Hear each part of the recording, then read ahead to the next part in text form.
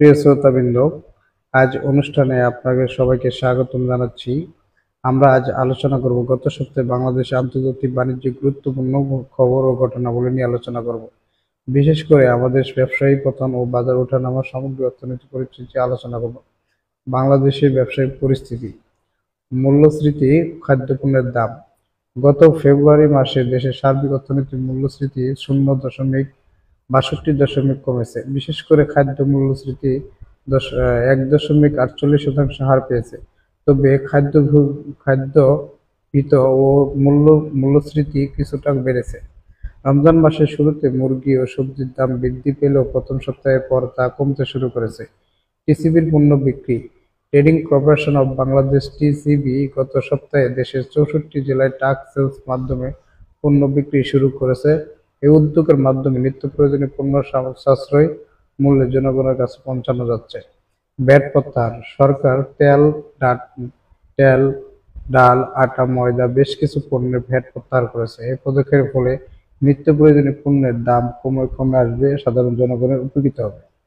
বেক্সিমকো ও বসুন্ধরার ঋণ তফসিল, বাংলাদেশ গভর্নর জানিয়েছেন নিয়ম মেনে বসুন্ধরা গ্রুপ ঋণ তফসিল ঘোষণা করা হয়েছে। এছাড়া বেক্সিমকো কিছু প্রতিষ্ঠান বন্ধ হওয়ার খবর পাওয়া গেছে, তবে খবরে পাওনা পরিশোধ প্রক্রিয়া শুরু করেছে। আন্তর্জাতিক বাণিজ্যিক পরিস্থিতি, ফেডারেল সুদের হার কমানো, মার্কিন যুক্তরাষ্ট্র ফেডারেল রিজার্ভ সুদের হার কমিয়েছে। এই পদক্ষেপের ফলে বৈদেশিক পণ্য বাজারে প্রভাব পড়তে পারে।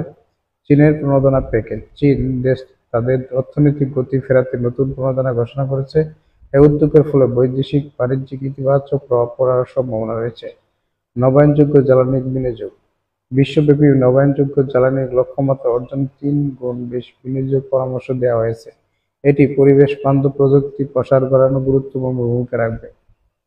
প্রিয় শ্রোতা, গত সপ্তাহে ঘটনাগুলো আমাদের অর্থনৈতিক বাণিজ্যিক জগতে গুরুত্বপূর্ণ ভূমিকা ফেলেছে। বাংলাদেশের অভ্যন্তরীণ রাজনৈতিক ও মূল্যস্ফীতি নিয়ন্ত্রণ, নিত্য প্রয়োজনীয় পণ্যের দাম স্থিতিশীল রাখা এবং আন্তর্জাতিক বাণিজ্য সুদের হার প্রণোদনা প্যাকেজের মতো বিষয়গুলো আমাদের ব্যবসায়িক পরিবেশকে প্রভাবিত করেছে। আশা করি আমরা সবাই মিলে এই পরিবর্তনের সঙ্গে মানিয়ে নিয়ে আমাদের অর্থনীতি আরো সমৃদ্ধ করতে পারবো। ভিডিওটি ভালো লাগলে লাইক, কমেন্ট, শেয়ার করতে ভুলবেন না। আজ এই পর্যন্তই। নেক্সট অন্য কোনো বিষয় নিয়ে আপনাদের সাথে আলোচনা করব। সবাই ভালো থাকবেন, সুস্থ থাকবেন। আল্লাহ হাফেজ।